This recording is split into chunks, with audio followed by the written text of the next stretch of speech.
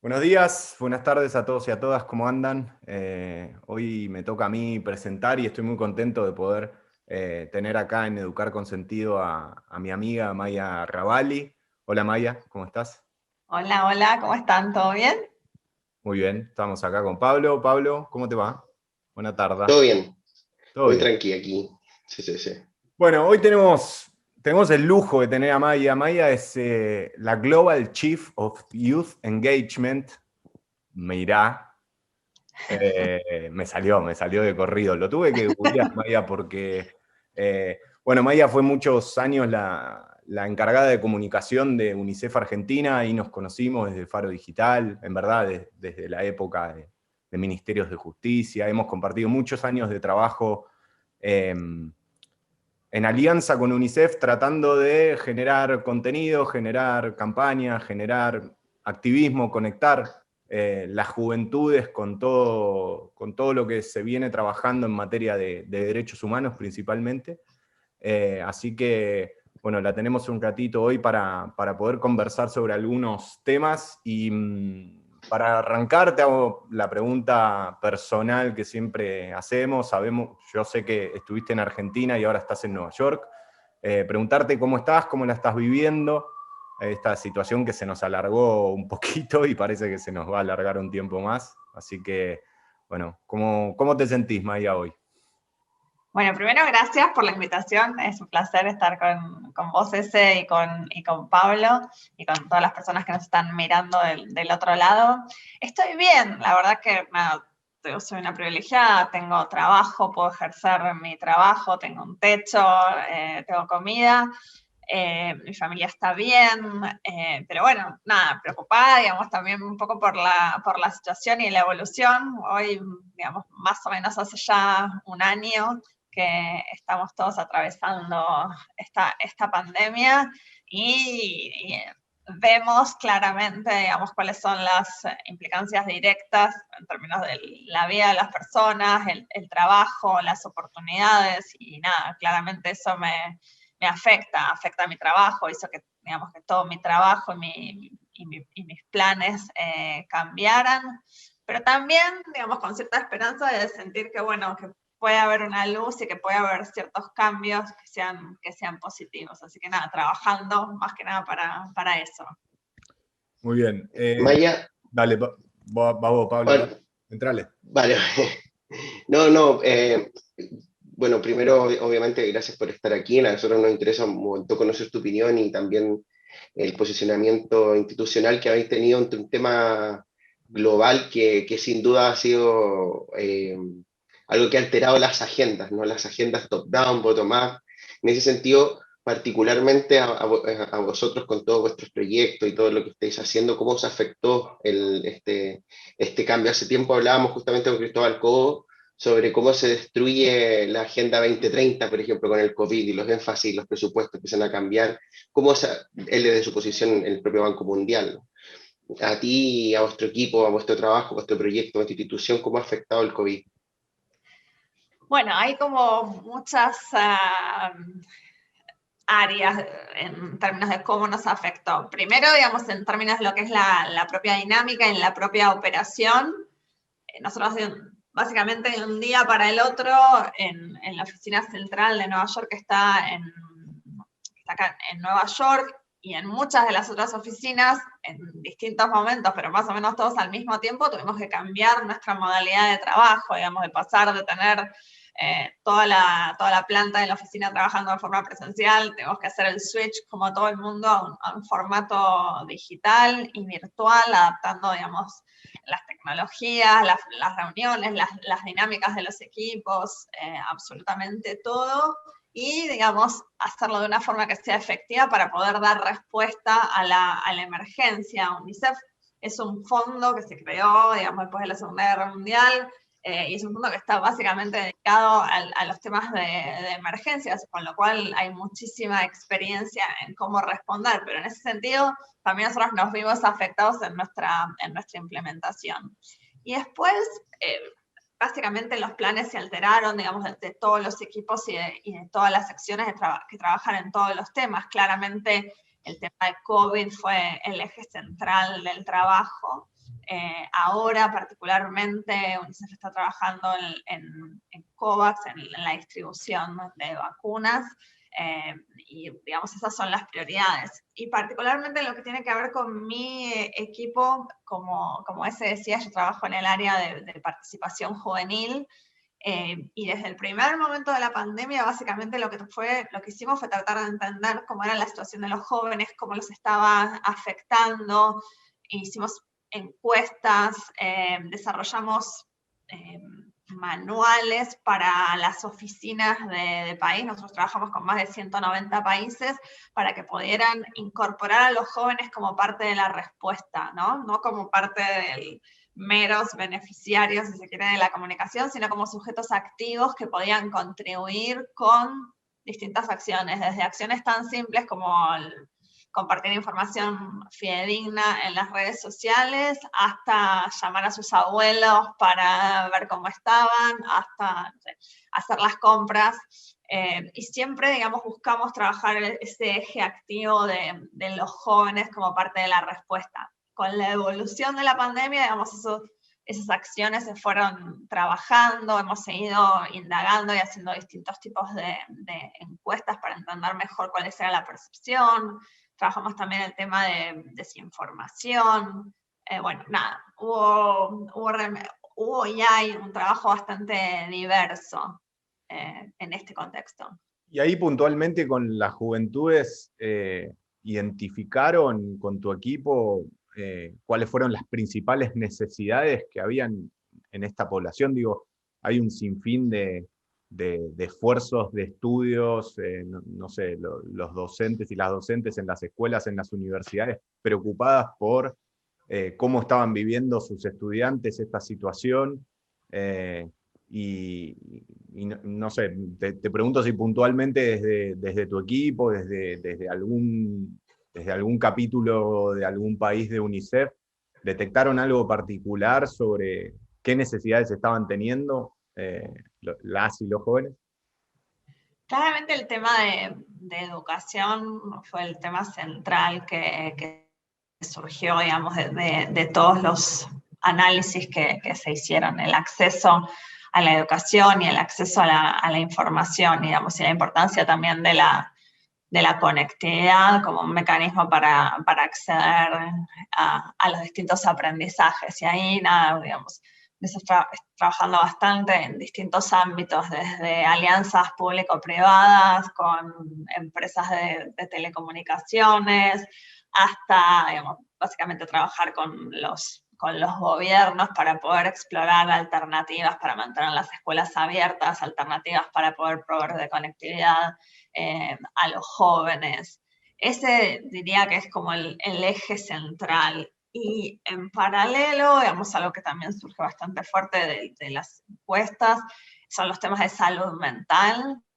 Salud mental en su espectro más amplio, que también aparece bastante fuerte en los jóvenes. Y este tema, Maya, que acá en España lo venimos empezando a escuchar, sobre todo en el Congreso, hay diputados que están empezando a plantear que, creo que el dato era que 6 de 10 personas que habían consultado a la Seguridad Social habían planteado una demanda de recibir tratamiento gratuito de salud mental porque es algo que va por afuera.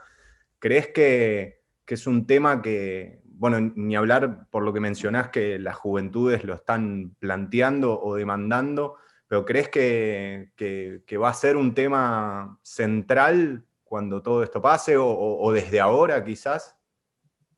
Sí, definitivamente sí. Creo que mira, desde distintas manifestaciones. Nosotros hicimos una convocatoria a jóvenes para que hagan ilustraciones que reflejen su situación en el marco de la pandemia y del COVID-19. Muchas de esas ilustraciones tenían que ver con temas de salud mental, con lo cual desde lo más primario, que puede ser un dibujo, surgía, digamos, estas necesidades, temas que tienen que ver con la violencia, con con la soledad, con la falta de comunicación a nivel de los hogares, sí, claramente. Y en ese sentido, digamos, las respuestas que puede haber realmente son múltiples. Digamos, diferentes países lo encaran de distintas formas, desde, no sé, líneas telefónicas de ayuda hasta espacios dentro de las escuelas que pueden generar como cierto acompañamiento de los jóvenes. Pero sí, es claramente una de las prioridades. Maya, quiero quedarme todavía en ese tema, el tema de la salud mental de los jóvenes siempre ha sido un tema, no te digo tabú, pero que no se le da una relevancia sustantiva. Y Ezequiel contaba recién aquí el caso de España, un país desarrollado, donde, por ejemplo, un diputado la semana pasada, no sé si viste, que se llama Íñigo Rejón, dijo que lo que explicaba Ezequiel, y la oposición le respondió de una manera burda, es decir, como burlándose, ¿no? Como vete al médico, o sea, fue todo un estallido, un debate justamente de la poca importancia que se le daba a la salud mental en todo ámbito de grupos etarios, pero particularmente en el caso de los jóvenes, ¿no? Que en realidad presentan también unos indicios de ansiedad sustantivo más reforzado, intensificado con el confinamiento, que de una u otra manera es el periodo donde ellos tienden a disfrutar de los espacios al aire libre y se han visto privados. Tú recién mencionabas que han hecho estudios, han hecho algunos acercamientos, también algunos lineamientos. ¿Qué diagnosticas, por ejemplo, concretamente, o qué diagnóstico tienen concretamente, cómo ha afectado la salud mental de los jóvenes el COVID, particularmente? Y tú hablabas también de que hay ciertos países que más o menos tienen más o menos mapeado qué países, por ejemplo, le dan más importancia. Y tal vez si esa pregunta es muy específica, te pregunto una más general, ¿cómo hacerlo? ¿No? ¿Cómo desde UNICEF pensáis reforzar el cuidado de la salud mental de los jóvenes? Empiezo si querés por esta.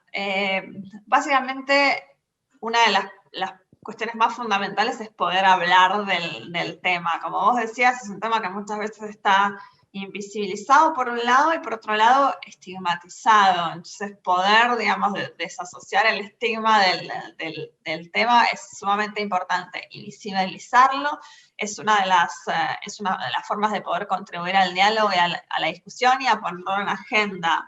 Desde el trabajo, por ejemplo, de mi equipo, básicamente lo que buscamos es eso, ponerle y darle mayor visibilidad, desde que sea eje de alguna de nuestras campañas. El tema de salud mental es una de las grandes prioridades de comunicación a nivel global de UNICEF para los próximos 4 años. En ese sentido, la idea es poder trabajar desde campañas de comunicación hasta hacer abogacía con los gobiernos para poder tener mayor incidencia en términos de presupuesto, en términos de políticas públicas, que básicamente puedan atender esta situación. Y claramente ahí los contextos son realmente muy diferentes. Imagínate, 190 países, hay una diversidad muy rica, pero sí, por lo menos desde un lugar global, nosotros claramente lo que estamos tratando de buscar es de poner este tema dentro de la agenda. Tenemos, por ejemplo, dentro de poco, y te cuento una acción tal vez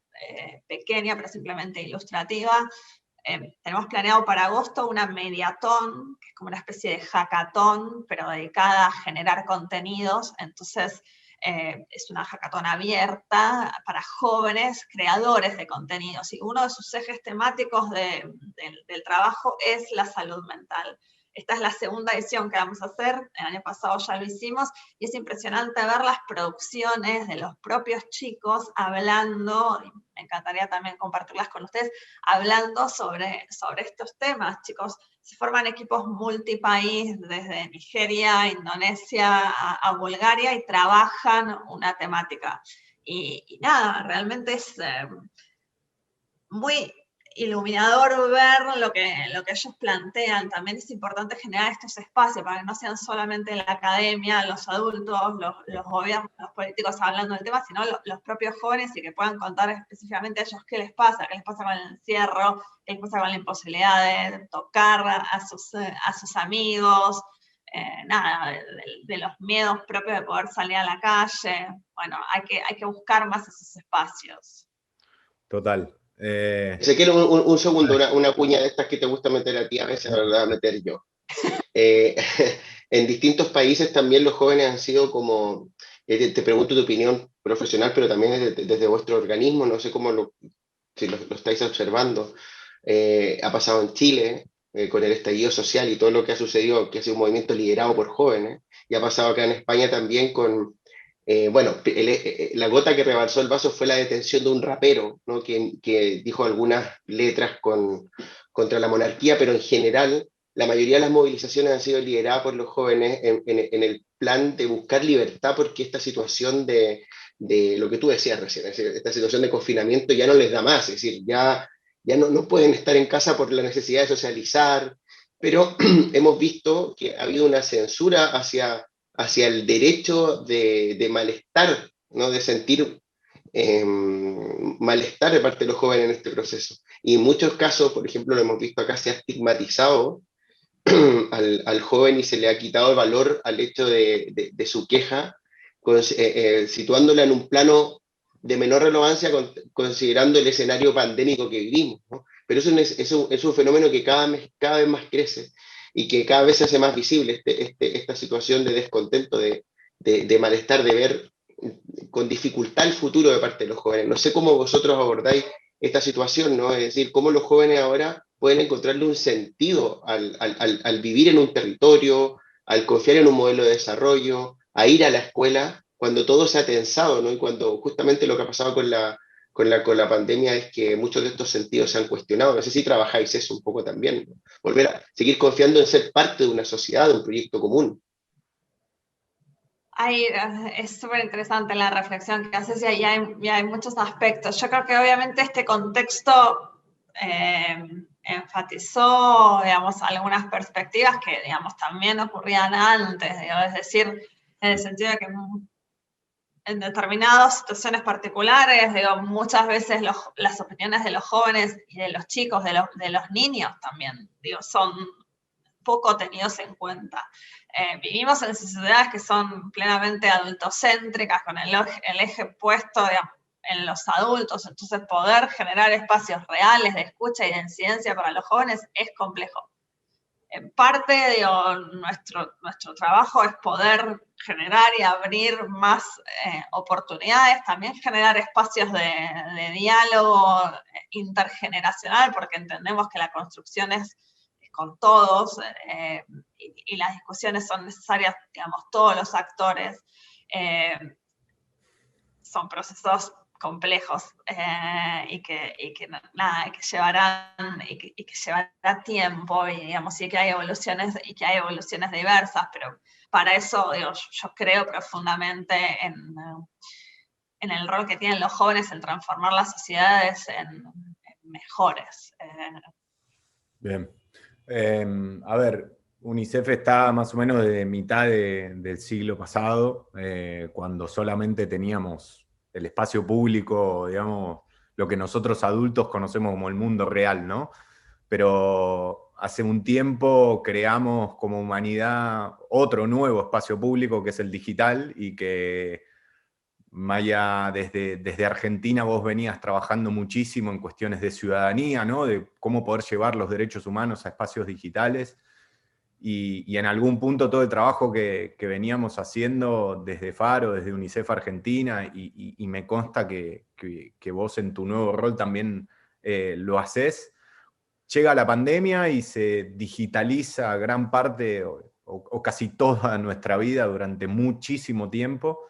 Entonces, en algún punto te pregunto ahí cómo lo transitaron ustedes como equipo, cómo lo pensaste también vos como persona que estabas empapada en estas tensiones sociales que había en Internet, y ahora de repente los que no estábamos, la gran mayoría llegamos, obviamente hay una mitad de la población desconectada, pero digo, no te agarró en pañales, por así decir, porque ya venías hace años masticando estos temas, y qué diagnóstico haces respecto a cómo está la situación ahora, ¿no? Se enfatizaron esas problemáticas, surgieron otras nuevas. ¿Cómo lo ves? Claramente uno de los grandes pilares de nuestro trabajo está vinculado con las plataformas digitales. desde el hecho de que somos una oficina global en la que no trabajamos con un territorio específico, sino, digamos, con jóvenes alrededor del mundo, entonces las plataformas constituyen un espacio central para nuestro trabajo.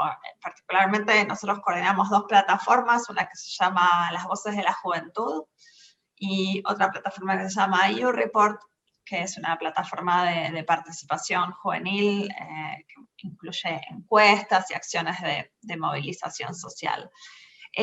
En ese sentido, lo que nosotros buscamos en este contexto fue ponerlas al servicio de los y de las jóvenes. Y algunas de las cosas que observamos, sí, fue, digamos, que había mayor conexión, había mayor participación, sobre todo en los primeros 8 meses de la pandemia, el volumen de participación se incrementó, y eso coincidíamos con la evidencia que hay a nivel global, que hubo mayor cantidad de consumos digitales. Hay una necesidad fuerte de información, digamos, la información que se consumía estaba muy vinculada con la pandemia, con las medidas de prevención. También, digamos, en los aspectos negativos lo que vimos es un incremento de la desinformación dentro de las redes. La Organización Mundial de la Salud habla de una infodemia, ¿no? Es un volumen tan grande de información que contiene grandes porcentajes de información que tiene errores. Ese claramente, digamos, es uno de los grandes temas. También otra de las cuestiones que observamos en este tiempo, que muchas veces se acentuó, fueron los discursos de odio en las propias plataformas, con algunas medidas de parte de los grandes grupos tecnológicos, pero todavía, digamos, no una clara posición en términos de autorregulación. Y bueno, parece que ahí queda un camino importante para poder recorrer y trabajar en esas temáticas. Total. Maya está justamente viendo un poco la iniciativa, perdón, la web está sobre, bueno, dentro de la iniciativa que tú mencionabas está también un espacio que se denomina directamente, que vosotros promovéis, La Juventud Opina, ¿no? Que se ve muy interesante porque tiene 2 focos y me gustaría saber, por ejemplo, cómo estáis trabajando estos focos. Por un lado, la necesidad de la inserción en la escuela, que tienen miles y millones de jóvenes en el mundo. Aquí se plantea una cifra escalofriante, 200 millones a día de hoy. No sé si tienen también mapeados, se están dando muchos datos últimamente, que ha habido mayor deserción con el COVID, de hecho, hoy en día. Es decir, hay países que ya lo manifiestan. Y lo otro tiene que ver también con la propia violencia que experimentan los chicos en sus contextos de vida cotidiano y también en la escuela. ¿Cómo ponéis foco y cómo a través de estos espacios virtuales vosotros creéis que podéis reducir o concientizar al respecto a la población? Ahí, digamos, hay un trabajo muy fuerte de los equipos de educación a nivel de los países y a nivel global para, digamos, generar mayor conciencia respecto a la importancia del rol central que tiene la escuela, digamos, contribuir, digamos, con la formación de los docentes, mejorar los aprendizajes y la calidad de los aprendizajes que tienen los chicos y buscar alternativas de calidad también para promover la educación. Desde alternativas me refiero a través de los celulares, a través de las computadoras personales, a través de centros específicos que están dedicados a la formación de chicos en complementariedad con las escuelas. Desde nuestros espacios, como vos decías, las plataformas en las que nosotros coordinamos también, básicamente lo que buscamos es poder dotar de competencias a los jóvenes que les ayudan en ese momento de la transición de la escuela al trabajo. Y la plataforma Voices of Youth, por ejemplo, es una plataforma dedicada para creadores de contenido. Y desde distintas instancias lo que buscamos es poder dotar a los jóvenes de mejores habilidades para la producción de contenido, para la expresión, para la formación crítica, digamos, todas competencias que son tan importantes en este contexto que hablamos antes de la desinformación. Y hay iniciativas sumamente interesantes, digo, por ejemplo, Nigeria, hoy teníamos una reunión un poquito más temprano con algunos colegas donde estábamos discutiendo cómo a través de plataformas como YouReport o mismo de las propias plataformas de las redes sociales comerciales se brindaba formación a los jóvenes de distintos aspectos relacionados con la empleabilidad. Así que es un momento interesante en términos de lo que son las alternativas para la formación de los jóvenes, teniendo en cuenta también el contexto, digamos que estamos dentro de una de las mayores crisis de la historia en materia de empleo, digamos, hay muchas menos oportunidades para los jóvenes de los que había antes de la pandemia, y ese claramente Histórica, sí. es el nudo crítico. Sí, total, y quizás desde la digitalización de todo, quizás hay nuevos empleos, pero que requieren no solamente de acceso a la conectividad, sino de acceso a formación en esas nuevas competencias o habilidades, ¿no? Hace unos días, cuando empezamos a ver la posibilidad de conversar y charlábamos con Pablo, a mí me parecía interesante preguntarte cómo están haciendo tantas cosas de inteligencia artificial en una organización tan grande que no se dedica a desarrollar, que tiene una mirada, un enfoque desde un punto de vista social, desde un punto de vista sí, de conquista de derechos de la niñez y de las juventudes. ¿Cómo estás logrando hacer cosas de inteligencia artificial? ¿Cómo moves la maquinaria y desde dónde están encarando esas iniciativas, ¿no? Hay un equipo ¿Y los datos de dónde? de- hay un equipo súper interesante que está trabajando y liderando esa temática, que es la oficina que básicamente se dedica como a hacer análisis, investigación y a pensar un poco el futuro. Claro. Y dentro de ese trabajo, básicamente lo que ellos están buscando es incidir en lo que va a ser, digamos, las nuevas regulaciones y las nuevas políticas de inteligencia artificial. Y para eso están trabajando con distintos gobiernos para producir estándares en lo que tienen que ser las políticas vinculadas a la inteligencia artificial y lo que tiene que ser la regulación vinculada a la inteligencia artificial. Y particularmente nuestro aporte, como les contaba antes, en otros temas, es traer las voces de los chicos al tema. Porque muchas veces cuando se habla de estos temas, los pibes, los chicos no están sentados en la mesa, no son consultados, no son considerados, tienen algo que decir. Tienen mucho que decir. Entonces, por ejemplo, nosotros desarrollamos una serie de consultas con jóvenes en distintos países, empezamos con consultas presenciales y después obviamente nos mutamos a un formato virtual, en diálogos de tipo focus group, para poder entender qué les pasaba, qué pensaban, digamos, cuál era la relación. Claramente hay un conocimiento respecto de la inteligencia artificial, hay un interés por saber más, hay una dispersión en términos de el expertise, hay un rol que los chicos piensan que es importante que los padres cumplan en términos de lo que es la protección. Claramente la escuela no aparece como un espacio donde se habla de este tema, entonces, digamos, el tema se habla o con los amigos o en distintos ámbitos, pero no en los ámbitos de la educación. Bueno, nada, todas estas cuestiones van surgiendo y muchas otras surgen de poder, digamos, tener una estrategia sistemática de consulta y de incorporación. De hecho, hay un informe publicado que claramente podemos compartir para las personas que estén interesadas, que sistematiza todas las voces y las distintas visiones de los chicos. Bueno, me parece eso clave, porque de hecho con Ezequiel hemos estado mucho dando vueltas.